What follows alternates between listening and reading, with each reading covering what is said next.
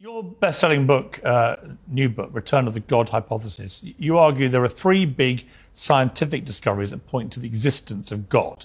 I want to go through these. One, the Big Bang Theory. So why would that lend support to a theory of a God? Or God? Well, right. Maybe just a little framing before I dive into the evidence. Professor Dawkins at Oxford has said that the universe has precisely the properties that we should expect if at bottom there is no purpose, no design, nothing but blind, pitiless indifference. And though I'm on the opposite side of this science v. God issue with the good professor, I think he does a marvelous job of framing key issues. And this is one of those great framing quotations. Because what he's saying is that whether we think of it as a scientific question or a philosophical question or both, if we have a hypothesis about reality, the way we test that is by looking at the world around us and seeing if what we see comports with what we would expect to see if our hypothesis were true. And his hypothesis is that of blind, pitiless indifference, which is a shorthand way of saying that everything came about by strictly undirected material processes.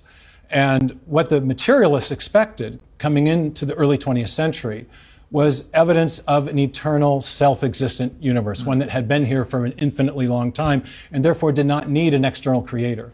What in fact the astrophysicists, the cosmologists, the astronomers found was evidence of a universe that had a definite beginning, and therefore one that could not have created itself, because before the matter of the universe came into existence, there was no matter there to do the causing.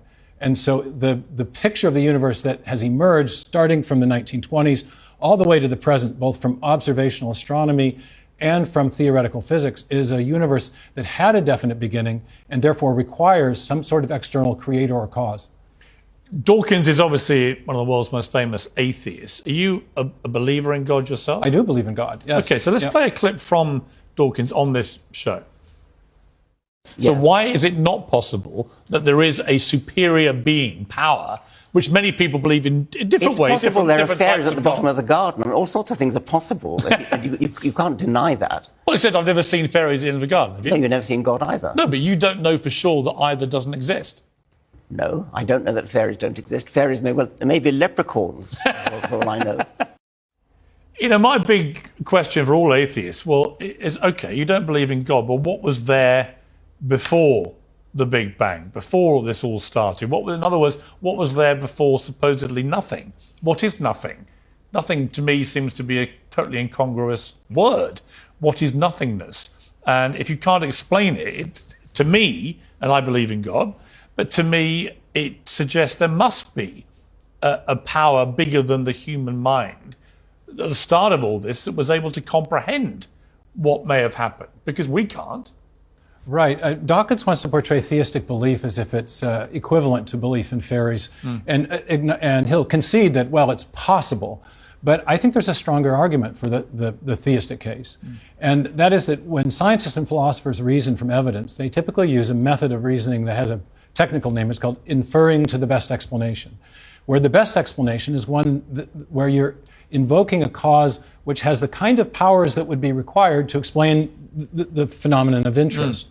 And you correctly pointed out in your conversation with him that when you get back to that, what physicists often call the singularity, the point where matter, space, time, and energy begin to exist, the materialist is really up against a huge conundrum, because prior to the origin of matter, there is no matter to do the causing. That's what we mean by the origin of matter, that's where it starts. Right. And so if you want to invoke a cause which is sufficient to explain the origin of matter, you can't invoke matter. It's in principle, the materialistic explanations are in principle insufficient. So you need to invoke something which is external to the material universe and is not bounded by time and space as well. And that starts to paint a picture of the kind of cause you would need that has the sort of attributes the traditional theists have traditionally associated with God.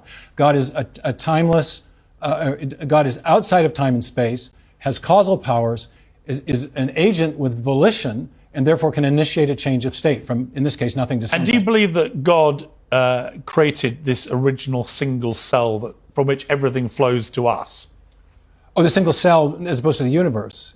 Well, I guess you go back to the universe, and then you go back to the creation of a single cell that has this incredible complexity that eventually, through the process of evolution, leads to human beings. I do think do you believe that's really the most likely scenario? Yeah, I do think there's incredible evidence of intelligent design at the point of the origin of life, because that first simple cell, in the 19th century, Thomas Huxley said that the cell is a simple homogeneous globule of undifferentiated protoplasm.